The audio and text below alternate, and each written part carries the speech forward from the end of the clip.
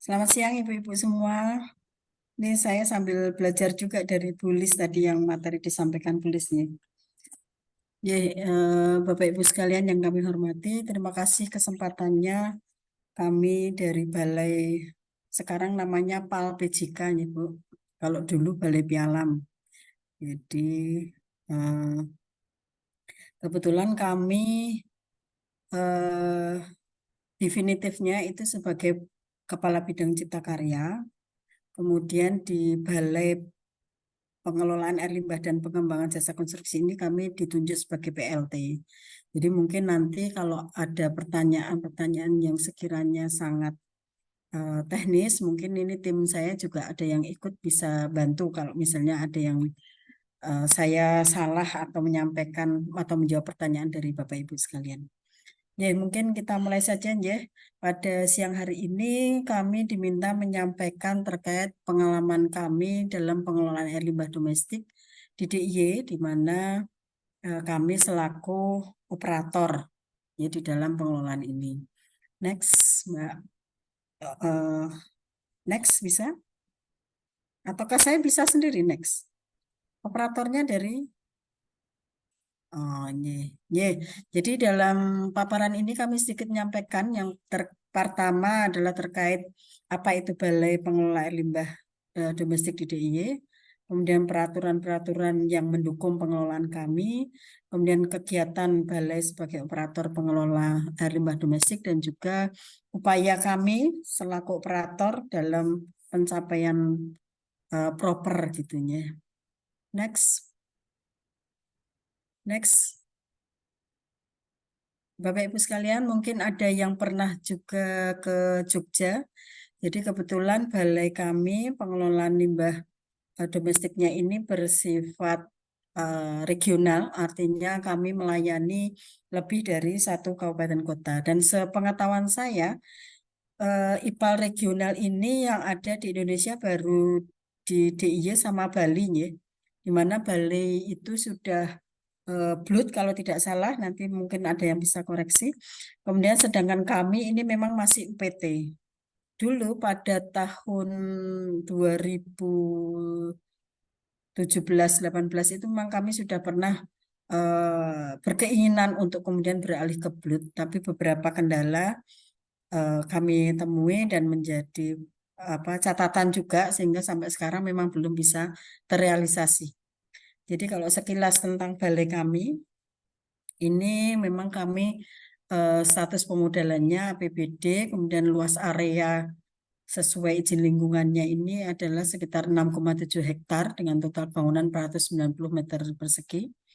Di sini sumber air bakunya kami ada air sumur dangkal di 3 titik. Kebetulan wilayah kami ini di Kabupaten Bantul di mana memang muka air tanahnya cenderung lebih dangkal gitu ya. SDM kami kurang lebih sekitar 86 orang.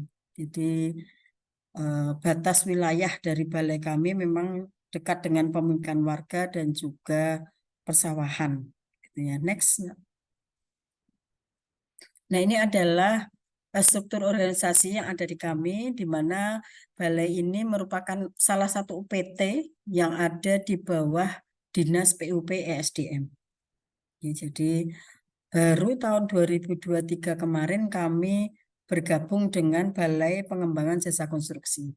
Sehingga nama kami berubah dari Balai Pialam menjadi Balai Pengelolaan Air Limbah dan Pengembangan Jasa Konstruksi. Next.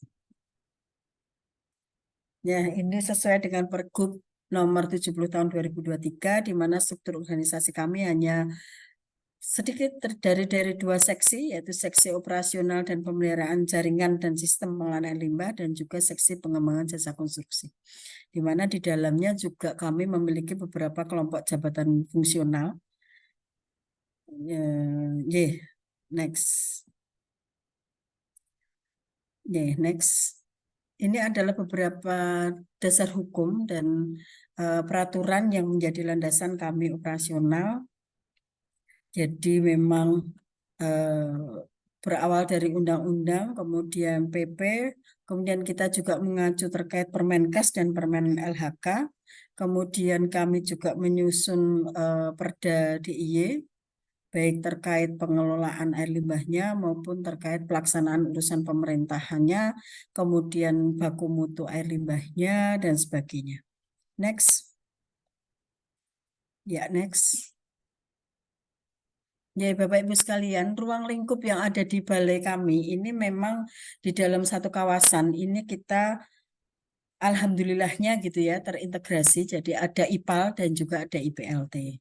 IPAL-nya ini memang kami melayani Kabupaten Sleman, Kota Jogja, dan Kabupaten Bantul. Jadi kalau terkenal di kami itu ada Sekber Kartomantul gitu ya. Jadi ada Yogyakarta, Sleman, dan Bantul, di mana kami di dalam kerjasama Sekber Kartomantul itu meliputi beberapa hal yang kita kerjasamakan, yaitu semua permasalahan infrastruktur yang melalui atau melayani 3 kabupaten kota tersebut. Jadi ada sampah, ada air bersih, ada air minum, air limbah, ada perhubungan yaitu transportasi, jalan dan sebagainya. Jadi ada, kalau tidak salah, ada 6 hal yang kemudian dikerjasamakan, sehingga di dalam sekber ini termasuk di dalamnya adalah terkait dengan instalasi pengolahan air limbahnya. Jadi di wilayah pelayanannya ini adalah kami menyebutnya sebagai kawasan perkotaan Yogyakarta. Kemudian bahwa di sini saat ini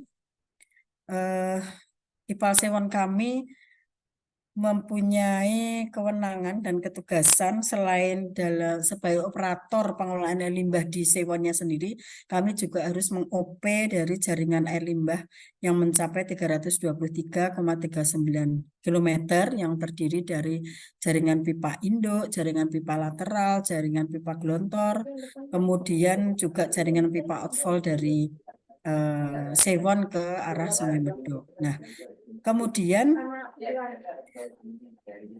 di luar itu, jadi jaringan layanan sampai ke SR itu menjadi kewenangannya kabupaten kota.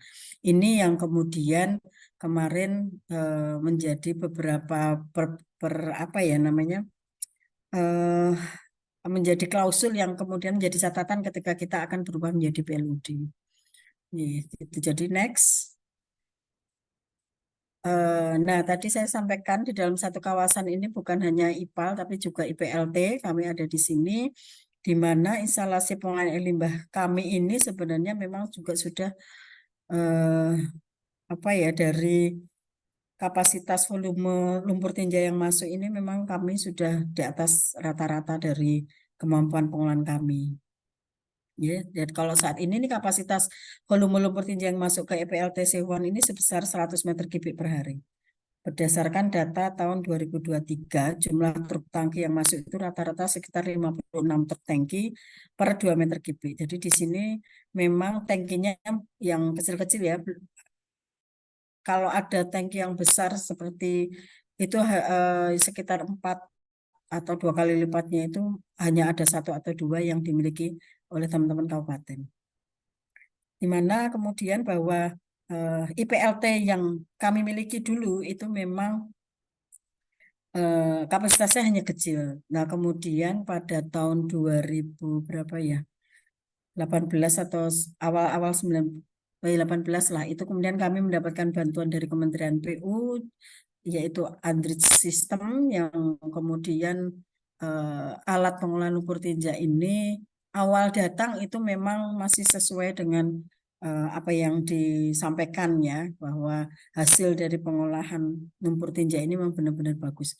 Tapi kemudian berjalannya waktu kita paham sesuatu alat yang kompleks seperti itu pasti ada kelemahannya, antara lain ya suku cadang dan sebagainya, dan biaya operasionalnya juga tidak murah gitu. Next. Next, Mbak. Bapak Ibu sekalian, kami sampaikan tadi yang sebelumnya. Nah, kondisi existing kami, IPAL kami saat ini eh, kapasitas pengolahannya sebesar 52.000 meter kubik per hari atau setara dengan pelayanan 75.000 SR. Kemudian IPLT-nya kami kapasitasnya 100 meter kubik per hari dengan luas area 6,7 hektar. Kemudian di dalam kawasan ini ada beberapa area yang menjadi satu dengan area kolam kami yang menjadi pendukung dari kegiatan kami operasional ini. Kemudian operasional kami saat ini teknologi yang kami lakukan di dalam pengelolaan limbah kami ini melalui mekanisme atau teknologi SBR. Kemudian di sini kami sampaikan aeratornya ada 30 unit, 12 unit mixer dan pompa sludge di masing-masing kolam. Proses pengolahan lumpur tinja kami juga menggunakan pengolahan biologis secara anaerobik. Ini di dalam APLT atau Andritz tadi. Kemudian sarana pendukung operasional kami, sumber air bersih tadi sudah kami sampaikan ada 3 sumur air dangkal, kemudian sumber listriknya juga sudah tersedia. Jadi di dalam proses pengolahannya, next saja Mbak, next. Nah, di dalam proses pengolahannya IPAL ini kami kalau sebelumnya memang dulu pada tahun 96 ya IPAL Sewon kami ini dibangun oleh JK itu masih menggunakan teknologi aerob anaerob bakteriologi. Nah, kemudian kapasitas pada saat terbangun itu baru 25.000 SR sehingga ketika 2020 itu sudah 26.000 SR yang kita layani sehingga kemudian dilakukan peningkatan kapasitas saat ini menjadi 75.000 SR. Nah, dengan menggunakan teknologi yang berbeda. Di sini kemudian teknologi kami yang terbaru ini menggunakan SBR tadi yang mekanismenya pengolahannya dengan SBR. Di sini tidak banyak berubah, hanya kemudian penambahan aerator yang diperbanyak, sehingga dokumen lingkungannya tidak kemudian harus merubah AMDAL kembali, tapi cukup dengan DELH-nya. Yang saat ini juga masih kami proses sedang disusun. Next. Nah, secara garis besar, proses pengolahan limbah yang ada di kami, jadi ketika masuk inlet, ini ada kita buatkan 2 line. Jadi peningkatan kapasitas kemarin, beberapa hal kenapa kita kemudian memilih teknologi SBR, ada ketentuan yang kemudian memang kita tidak bisa, ya peningkatan kapasitasnya ya dengan wilayah yang ada gitu, tidak ada penambahan kolam, tidak ada penambahan luas lahan, kawasan dan sebagainya. Jadi kita memanfaatkan kolam-kolam yang memang sudah ada sehingga kemudian dirasa yang paling tepat adalah mekanisme atau teknologi SBR ini. Jadi secara teknis ini tahap pertama ada kolam ekualisasi di mana air limbah di inlet itu sebenarnya sebelum masuk ke line 1 dan line 2 ini kami kemudian ada penyaringan, kemudian ada grid chamber dan sebagainya, di mana itu sebenarnya sudah dilakukan pengolahan secara fisika. Sehingga ketika yang masuk ke dalam line ini memang sudah tersaring gitunya. Nah, di dalam kolam ekualisasi ini memang berfungsi untuk meminimalkan ya dan mengendalikan fluktuasi aliran limbah baik secara kuantitas maupun kualitas. Jadi ketika ini sudah mencapai ketinggian tertentu di dalam kolam, maka ini akan kita tutup sehingga akan mengalir di line 2. Nah, di dalam kolam ekualisasi yang sudah tertutup ini kita mencoba untuk menghomogenkan konsentrasi air limbahnya. Selain itu kolam ini juga ketika dilakukan ekualisasi maka di dalamnya ada juga proses pengendapan. Kemudian masuk ke dalam kolam SBR merupakan variasi dan proses lumpur aktif yang ada di sini. Kemudian dioperasikan secara batch di mana proses aerasi dan pengendapan dilakukan di bak yang sama. Kemudian ditentukan juga waktu operasionalnya. Baru setelah itu kita masuk ke kolam maturasi. Bapak Ibu sekalian, ketika di dalam kolaborasi ini memang beberapa proses juga terjadi di antaranya adalah penurunan dari koliform dan sebagainya, sehingga ketika kemudian kita masuk ke outlet ini ada kami gunakan klorinasi dan sebagainya untuk sebelum masuk ke Sungai Bedok. Kemudian juga semua proses yang ada di sini ini kita sudah otomasi dengan menggunakan sistem secara otomasi, di mana waktu untuk ekualisasi, waktu untuk lumpur aktif di sini beroperasional dan sebagainya ini sudah ditentukan, sudah kita setting di alat tersebut. Next. Nah, ini adalah beberapa upaya yang kami lakukan untuk mendapatkan proper, karena kebetulan Alhamdulillah kami sejak tahun 2022 sampai sekarang ini sudah mendapatkan peringkat biru di dalam proper kami. Jadi pada saat dulu pembangunan di tahun 2016 kita juga sudah memiliki AMDAL, dokumen AMDAL, di mana di sini juga melingkupi ada dokumen izin lingkungannya, ada izin pembuangan air limbah, dan izin penyimpanan sementara limbah B3. Kemudian setelah melakukan optimalisasi, maka kemudian kami menyusun dokumen evaluasi lingkungan hidup, di mana pada saat ini kami masih dalam proses adalah terkait kajian rekayasa lalu lintas yang ada di wilayah kami. Next. Nah, dari status perizinan yang ada, ketentuan izin yang dilakukan ini beberapa di fakta lapangannya memang kami sudah benar-benar melakukan hal tersebut. Ya. Jadi memang sebagian besar kami dari awal dibangun dulu memang sudah melakukan beberapa hal-hal yang pemantauan lingkungannya itu sudah kami fokuskan di sini. Gitu ya. Next. 2 menit lagi, Bu. Halo? Ya. J, gimana Ya, Mbak? 2 menit lagi, Bu. Oh, dia siap, ya. Siap, next. Ya, ini hanya kami menyampaikan bahwa grafik hasil pemantauan di semester 2 2023 hingga semester 1 2024 kami memang masih ada di bawah ambang baku mutu yang ditetapkan. Next. Ya, ini beberapa evaluasi di dalam dokumen DELH yang kemudian akan kami lakukan, dan ini sudah beberapa hal memang sudah kita laksanakan sesuai dengan aturan yang ditetapkan di dalam dokumen tersebut. Next. Ya, ini beberapa hal pengelolaan lingkungan yang kami lakukan. Jadi ada yang memang harus kita lakukan setiap hari untuk mengecek kualitas outletnya yang akan dibuang ke badan air. Ini kita lakukan di lab kita sendiri. Sedangkan di luar itu maka kita periksakan atau di lab di luar eksternal yang sudah terakreditasi. Next. Ini yang kemudian kami sampaikan tadi bahwa alhamdulillah kita sudah dari 2020 ya, itu mendapatkan peringkat biru. Next. Ya, Bapak Ibu sekalian, memang kemudian beberapa hal yang menjadi catatan kami adalah ketika kami sudah 3 tahun berturut-turut ya, hampir 4 tahun ya dari 2020 tadi, kita memang diminta untuk meningkatkan menjadi hijau tadinya, menjadi hijau. Nah, ini yang masih menjadi catatan karena mungkin beberapa hal yang kami lakukan tadi menyambut juga apa yang disampaikan Pulis dan juga di pembukaan tadi ya,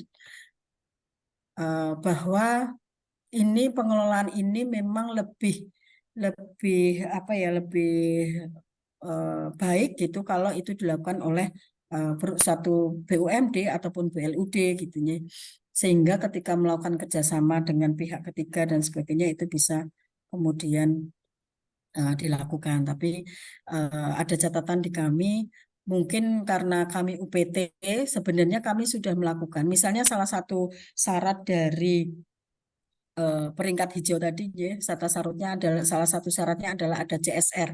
Mungkin kami secara tidak langsung tidak melakukan CSR, tapi kami sudah melakukan beberapa kompensasi dampak negatif kepada lingkungan sekitar.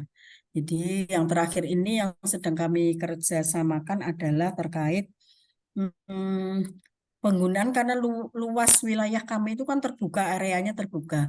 Sehingga teman-teman kami dari bidang ESDM itu melakukan kajian gimana kalau kemudian kita gunakan solar cell yang memanfaatkan sinar matahari yang luar biasa di wilayah Sewon itu, yang kemudian listriknya itu bisa digunakan untuk menjadi penerangan jalan umum di kawasan tersebut. Nah, ini yang sedang kami lakukan kerjasamanya dengan teman-teman di Balai di bidang ESDM. Mungkin itu saja Bapak Ibu dari kami. Mohon maaf kalau ada kekurangan. Matur nuwun. Assalamualaikum warahmatullahi wabarakatuh. Waalaikumsalam warahmatullahi wabarakatuh. Terima kasih banyak Bu Ros atas paparannya terkait yang dikelola oleh Balai PAL ya Bu. Lalu kita sambung ke narasumber selanjutnya yang telah bergabung juga dengan kita perwakilan dari PT Kosen Sayati yang akan memberikan sedikit edukasi dan beberapa informasi. Saya persilakan kepada Pak Restoy Abdul Bintang. Ya, baik. Terima kasih Ibu atas kesempatan yang diberikan kepada saya untuk memperkenalkan terkait produk dari PT Kosen Sayati. Ya. Baik Bapak Ibu, selamat pagi dan salam sejahtera untuk kita semua. Perkenalkan, saya Rifai, saya dari PT Kosen Hayati. Saya di sini selaku produk spesialis akan mempresentasikan atau memperkenalkan produk terkait alat IDEX Tekta untuk pengujian E. coli, total coliform, fecal coliform, dan enterococcus. Baik, jadi PT Kosen Hayati sendiri itu kita bergerak di bidang distributor alat laboratorium di Indonesia. Kami lini produk kami fokus di bidang mikrobiologi, biologi molekuler, general laboratorium, dan beberapa alat untuk pengujian kualitas air. Nah, ini brand-brand yang kita agenin, jadi ada salah satunya kita ngagenin untuk brand Cole Palmer. Brand Cole Palmer ini brand dari UK, jadi banyak alat-alat untuk general laboratorium. Terus kita juga ngagenin untuk alat FrameLab photometer dari brandnya Water ID. Ini alat yang bisa untuk menganalisa parameter kimia sampai 145 parameter, dan ini untuk hasilnya sendiri bisa kita koneksikan langsung ke handphone, nanti ada data logger cloud-nya. Terus yang ketiga kita punya dari brand Apera Instrumen untuk pengujian kualitas air seperti pH, conductivity, TDS, turbidity. Itu kita punya dari brand Apera. Lalu kita punya dari berbagai model tipe. Yang pertama kita ada model pens yang bentuknya seperti pensil. Terus kita punya modelnya yang portable, yang benchtop, dan untuk turbidity kita punyanya yang portable. Nah, terus kita juga punya alat brand dari Mercury Analyzer, brandnya dari NSC, Nippon Instrument Corporation. Kita memiliki beberapa tipe, ada yang untuk tipe pengujian di kualitas air, kita punya yang tipe Sunpra 7, ini tipe terbaru kita. Terus kita juga punya untuk pengukuran merkuri di indoor atau di dalam ruangan atau di stuck gas, kita punya EMP3. Ini alatnya portable, bisa untuk pengukuran kualitas udara. Terus kita punya juga yang untuk sampelnya yang berupa padatan. Itu kita ada padatan, cair, dan gas. Nah, ini kita ada tipe yang MA3000. Nah, terus kita punya ada alat otomatik mikrobiologi, brandnya dari IDEX. Kita ngagenin untuk alat yang tipe Tekta. Tipe Tekta sendiri kita ada yang tipe Tekta B4 dan tipe Tekta B16. Nah, untuk Tekta B4 ini kita bisa analisa sampel untuk parameter mikrobiologi untuk 4 sampel, dan untuk Tekta B16 ini kita bisa analisa sampel untuk secara langsung untuk 16 sampel. Nah, baik, untuk yang akan saya presentasikan atau yang saya memperkenalkan di hari ini yaitu alat otomatik mikrobiologi. Ini dari brandnya dari IDEX Tekta. Baik, sejarah regulasi baku mutu itu yang banyak digunakan di Indonesia itu ada dua. Yang pertama itu terkait untuk pengujian kualitas lingkungan, yang situ ada parameter yang untuk parameter mikrobiologi itu untuk di regulasinya ada di PP 22 tahun 2021, itu mengatur untuk di mikrobiologi yang mengatur untuk parameter fecal coliform dan total coliform.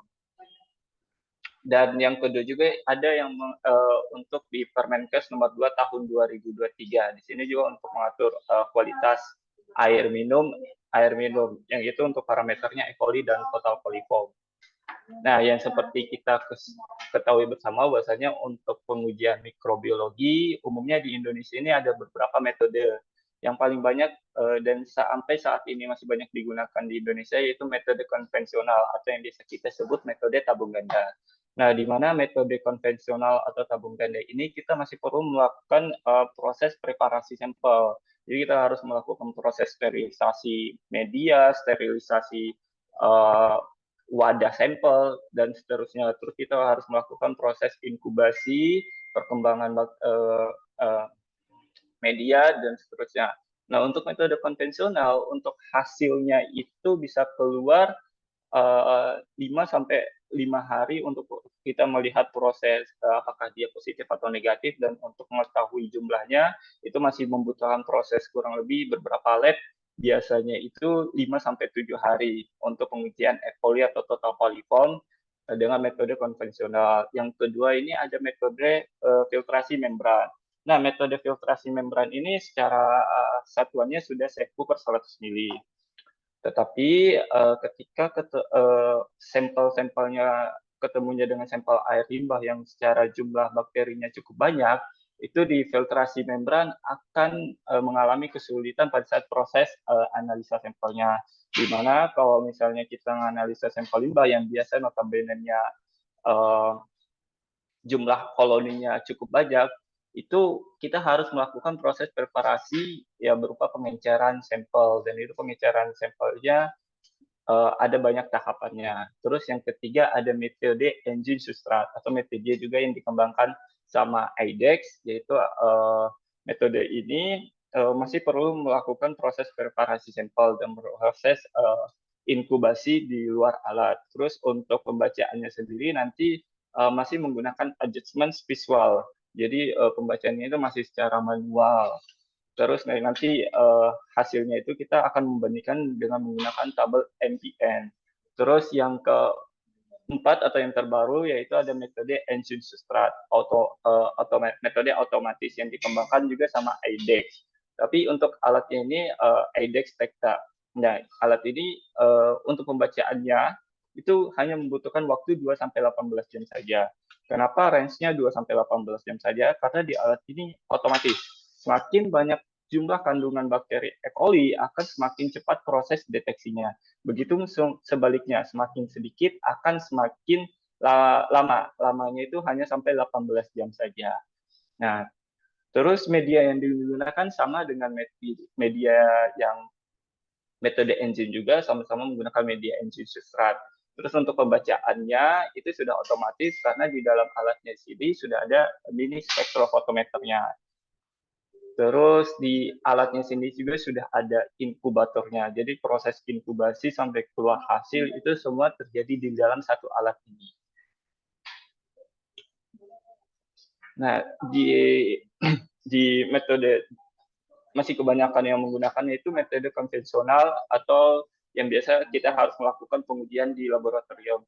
Sebenarnya metode ini kalau dilihat sekarang sudah kurang efisien dikarenakan untuk waktu pengerjaannya cukup lama.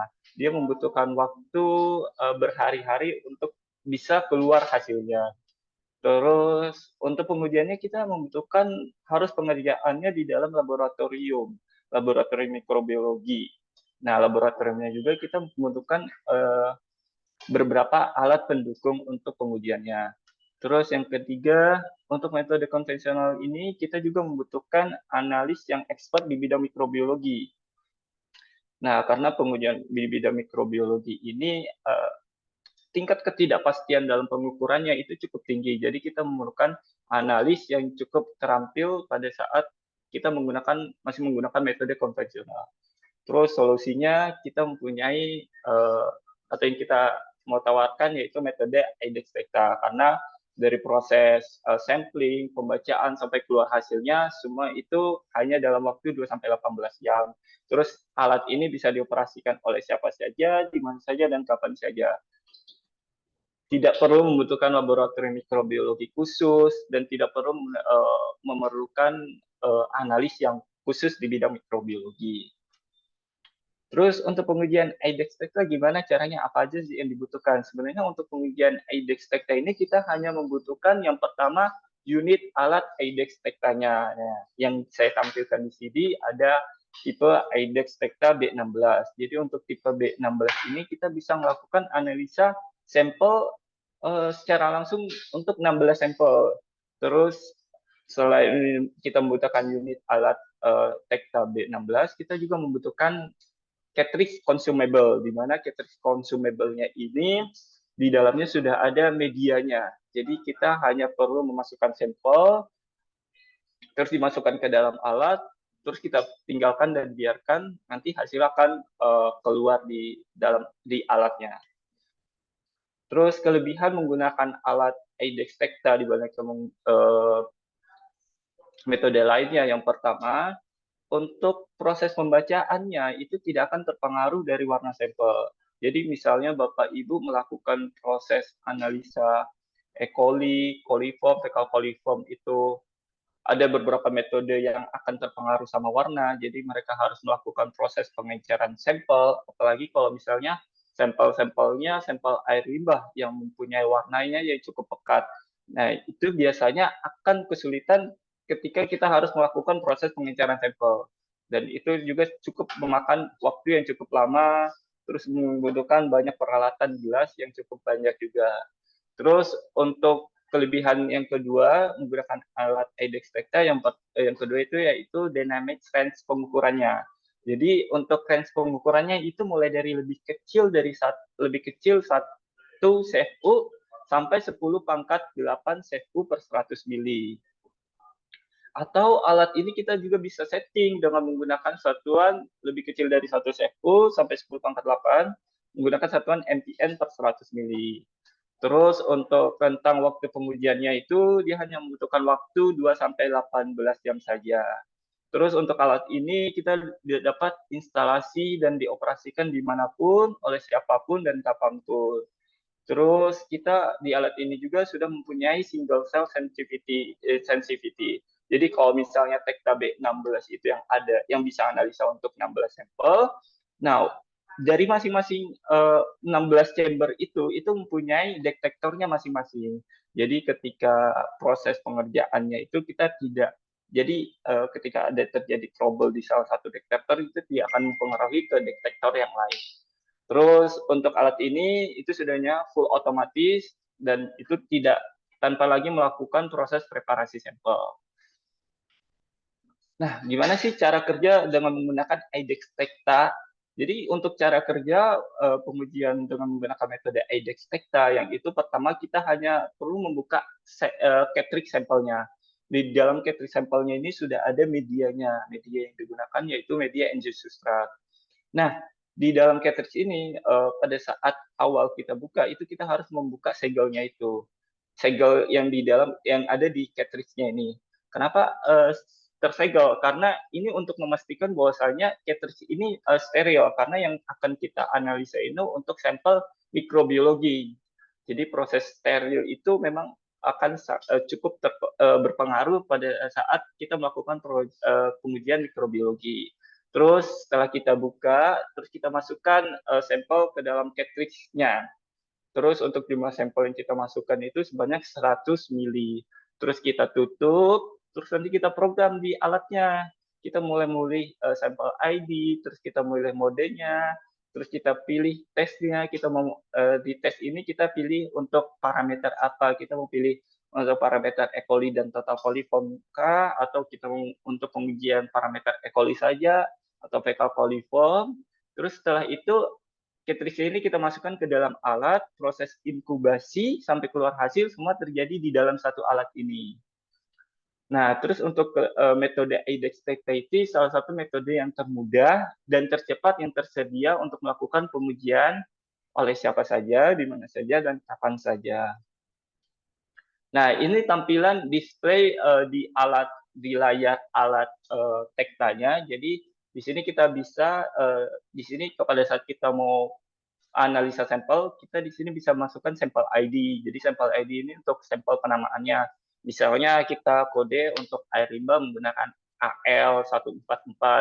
Terus nanti di reportnya itu akan ada keterangan juga untuk nama sampel ID-nya. Terus kita boleh kodenya, terus kita pilih tesnya untuk parameternya, terus kita bisa pilih tipe airnya, ada air permukaan, air limbah, air minum, dan seterusnya. Terus ini untuk di sini ada tampilan display pada saat proses analisanya. Jadi kalau misalnya contohnya nanti kalau misalnya yang lingkaran merah, lingkaran hijau bulat ini menandakan bahwasanya tes sudah selesai dan tidak terdeteksi untuk parameter E. coli dan coliform. Terus kita untuk parameter yang bulat merah ini menandakan bahwasanya tes sudah selesai dan di sini terdeteksi untuk coliform. Terus untuk jumlahnya kita sisa klik aja nih. Jadi setelah prosesnya selesai, nanti kita bisa ngeklik tombol yang ini. Nanti kita bisa melihat hasilnya, berapa jumlah coliformnya, nanti semua akan terrecord di sini.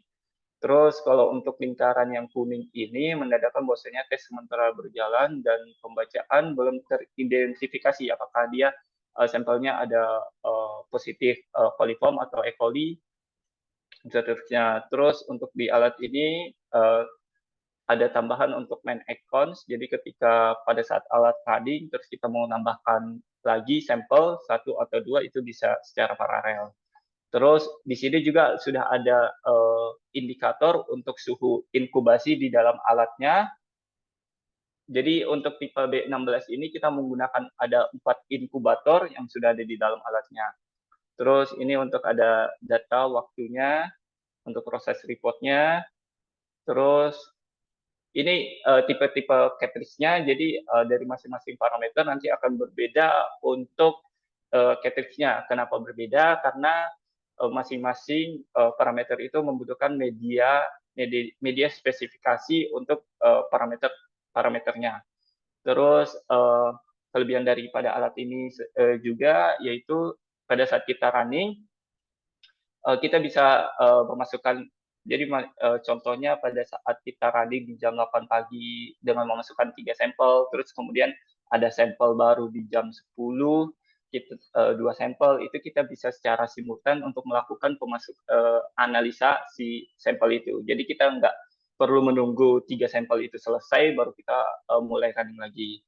Terus untuk hasilnya sendiri kita bisa disimpan di dalam instrumennya, dan format hasilnya sendiri itu formatnya sudah HTML, jadi hasilnya itu tidak bisa diedit.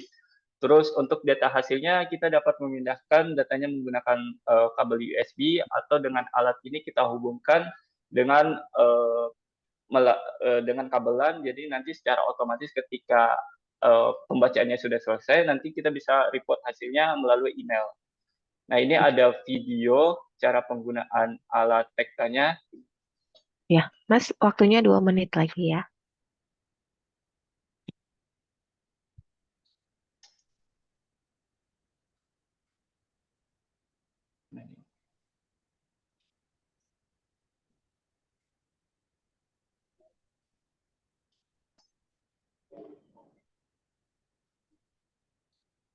Gimana caranya?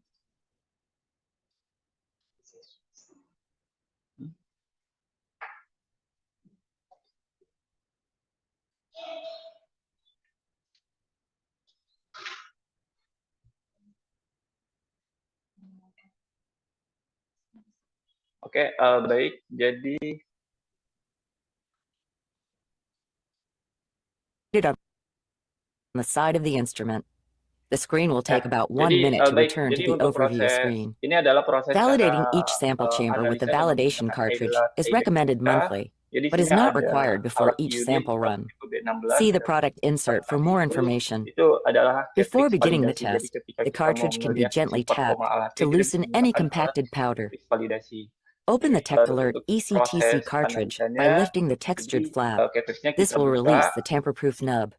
Mix the sample by inverting it 10 times. Enggak deh. Then add 100 ml of sample to the Tectalert ECTC cartridge. Terus kita masukkan sampel sebanyak 100 ml ke dalam Tap the vessel cartridge-nya. Terus by either kita closing the tutup lid or Terus kita by locking the tamper-proof homogenkan, tab in place. Gently swirl kita until the contents are homogenkan dengan cara dissolved. mengaduk-aduk The sampelnya. sample may remain cloudy after swirling, but is now ready to be tested in your TECTA instrument. To initiate a new Terus test setelah on your itu TECTA kita instrument, setting select the di New Tests icon on the left side of the kita screen. setting di Next, alatnya. enter your Jadi sample mulai ID in the settingan text sampel box. ID, Details about the terus sample can be modenya, recorded in the test terus details screen. parameter Details from yang this akan section dianalisa, will be terus included tipe in the results airnya, report generated after the sama sample jumlah run sampelnya. completes. In this Itu kita setting example, semua. we will Nanti select standard tampilannya akan mode, seperti TECTA ini. Terus ECTC, setelah itu drinking kita water, tambahkan. and 100 milliliter sample. Common sample locations can be added to a drop-down Terus alat menu ini juga by kita entering bisa a new nambahkan untuk location and lokasi. selecting Jadi the plus kalau symbol. misalnya Bapak Ibu mau menggunakan alat ini untuk di mobile Locations lab can also be atau deleted by membawa selecting the ke location from the sampling ke drop-down menu lapangan, and then selecting the itu X symbol. bisa kita dengan menambahkan lokasi pada saat proses analisanya. Once all sample details are added, select Add. The TECTA Setelah instrument will itu allocate the next ditambahkan, available chamber for that sample. nanti Select the overview icon. This will akan show the overview mengarahkan screen untuk with the selected pemasukan chamber showing a sampelnya blinking ke yellow chamber nomor icon. berapa gitu. Open the lid, ensure that Setelah all itu cartridges are dry, and add your sample to the corresponding chamber. kita masukkan ke dalam alat. Once the TECTALERT Proses cartridge has been inkubasi added, sampai close keluar the hasilnya lid. semua terjadi di A dalam progress alat. bar will appear on the display Setelah as itu the kita TECTA instrument menunggu detects the range di cartridges 2 that have sampai been added. 18 jam. Do not open the lid during this time. While a test is in progress, you can select the chamber for a status update or add more Setelah sample itu, details. pada saat Additional proses sample analisa, details can kita be juga bisa updated on edit this screen. untuk pada saat proses analisa ya, kita bisa nambahkan juga mungkin beberapa After catatan updating atau details, komen either press Save to save di changes or alatnya. Jadi Discard to nanti discard ini changes. untuk report, untuk hasil report. Note that Ya, sample ID, seperti test ini. type, and temperature cannot be changed once the test has begun. Clicking on the comment box will prompt a virtual keyboard to appear. A USB keyboard may also be connected to the instrument for easy text entry. Mungkin bisa Samples can dipercepat, also be Mas. stopped from the screen at any point in the test. Press Yes to confirm that the test should be stopped. This will show the chamber is yellow and will report the test as canceled. Once canceled, the sample cannot be restarted. Selecting the overview icon will take you back to the overview screen. The test will remain in process until either the target Setelah bacteria itu, are detected or the test completes without detecting the target. The time to a negative result will depend on the test cartridge being used.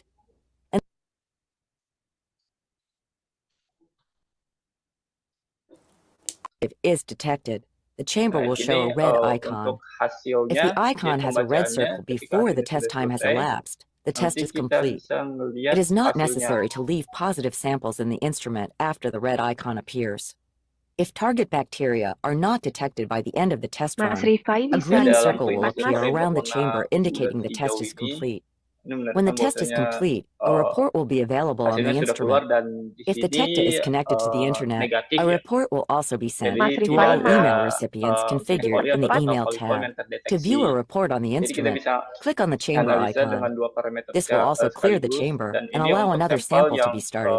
Test reports can also be downloaded as positif. Jadi di CSV situ files Bapak Ibu using bisa either of melihat the mulai USB dari ports koleksi time-nya, located on the waktunya, instrument. sampai berapa Once the kuantiti test is complete, kandungan open the E. lid coli of dan the instrument coliformnya and semua remove the record cartridge. pada saat proses analisa. You will find the Setelah quality control proses selesai, procedure kita in bisa the product mengeluarkan insert. cartridge di dalam alatnya. Nah, gimana sih secara cara kerja dengan menggunakan prinsip enzymatic method ini? Jadi untuk secara garis besarnya untuk proses cara kerjanya yaitu si sampel yang kita masukkan ini kalau ketika ketemu dengan sampel yang ada kandungan bakteri E. coli atau coliformnya, dia akan menangkap si media enzim substratnya itu. Nah, media setelah itu nanti akan ditembakkan lampu UV dari si spektronya itu. Nah, kendaraan lampu UV itu yang kemudian akan ditangkap oleh si detektornya untuk kemudian ditangkap sebagai jumlah koloni di dalam sampel. Ya, Mas Rifai bisa Nah, dipercepat, ini Mas? adalah tipe cartridge di alat IDEX Tekta. Yang pertama kita ada untuk cartridge untuk dua parameter sekaligus, yaitu E. coli dan total coliform. Terus ada parameter hanya E. coli saja. Terus ada parameter untuk fecal coliform dan ada parameter untuk enterococcus. Nah, di sini masing-masing yang akan membedakan yaitu untuk suhu inkubasinya sama media yang ada di dalam alatnya. Jadi kalau misalnya kita melihat untuk parameter fecal coliform itu di suhu 44,5 derajat Celcius, dan untuk di parameter E. coli dan total coliform itu suhunya di 35 derajat Celcius.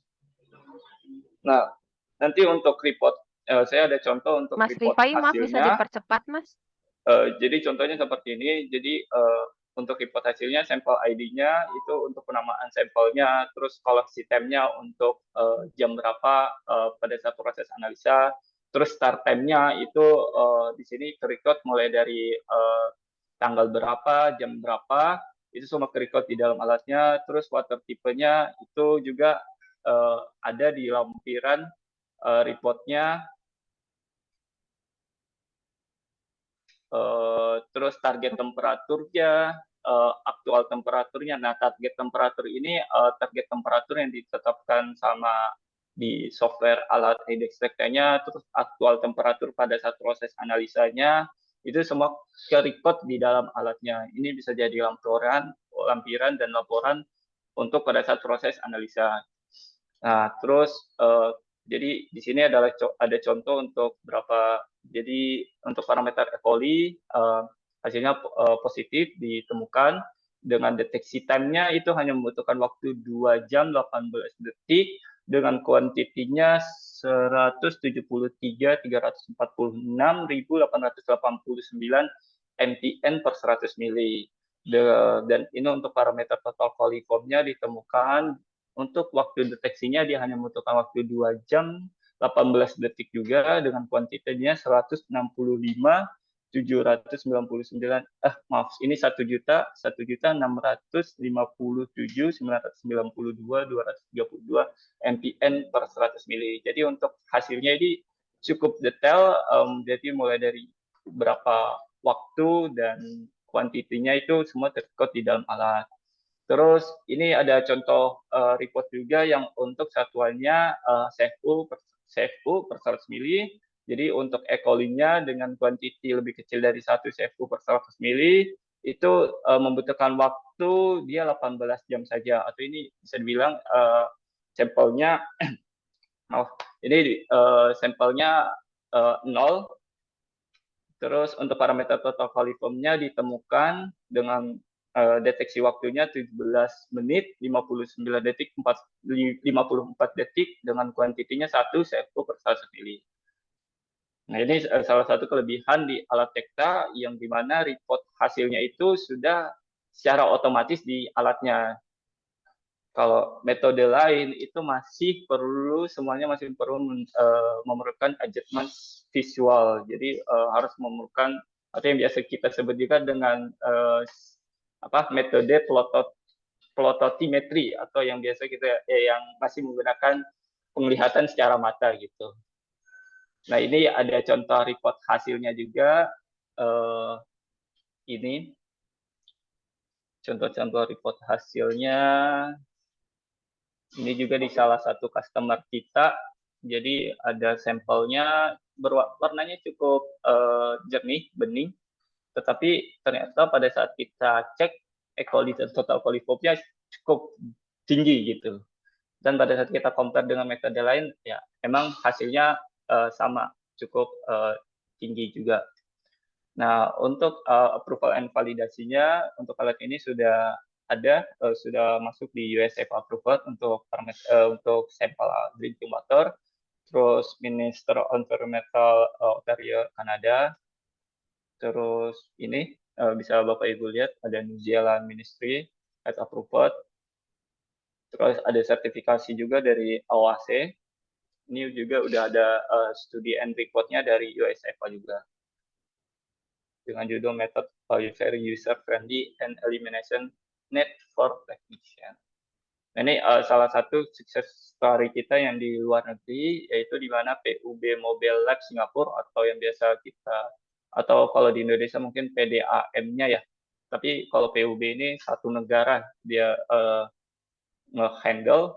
Jadi mereka melakukan pengujian E. coli, coliform itu secara langsung di mobile lab. Jadi mereka melakukan proses mulai dari proses sampling, terus analisa itu semuanya langsung di dalam di lab mobile lab-nya ini. Terus alat kita juga salah satu yang digunakan pada saat Olimpiade